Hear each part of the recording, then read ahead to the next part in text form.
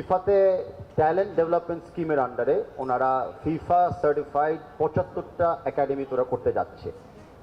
সেখানে হলো যে এক একটা মেম্বার অ্যাসোসিয়েশন অ্যাপ্লাই করতে হয়। অ্যাপ্লাই করলে ওই টিডিএস কমিটি যদি এগ্রি করে তাহলে আর্সেন ওয়েঙ্গার ফাইনাল সিদ্ধান্ততেই একাডেমিগুলো ডেভেলপ করা হয়। লাস্ট কংগ্রেসে প্যারাগুয়েতে আমি সরাসরি কথা বলেছিলাম আর্সেন ওয়েঙ্গারের সাথে, অ্যান্ড উনিও কমিটমেন্ট চেয়েছে, আমিও কমিটমেন্ট দিয়ে এসেছি যে উইদিন দিস ইয়ার আমরা ফিফার সাথে আমাদের কন্ট্রাক্ট সাইন করে ফেলবো যেন বাংলাদেশেও একটা ফিফা সার্টিফাইড একাডেমি তৈরি করা হয়। ইন দ্য মিন টাইম আমরা অলরেডি ওনাদেরকে চিঠি পাঠিয়ে আমাদের ইন্টেনশনের চিঠি পাঠিয়ে দিয়েছি, ওনারা আমাদেরকে রিকোয়ারমেন্টগুলো পাঠিয়ে দিয়েছে। এই রিকোয়ারমেন্টগুলো আমরা যদি মনে করি যে আমরা ফুলফিল করতে পারবো, যেটা আমরা মনে করি আমরা পারবো, তাহলে নেক্সট একটা অপরচুনিটিতে আমরা কন্ট্রাক্টে সাইন করব। আমার উদ্দেশ্য হলো প্রবলি সেপ্টেম্বরের দিকে এই কন্ট্রাক্টটা সাইন করা, বিকজ এখানে কিছু প্রি প্রস্তুতি থাকে।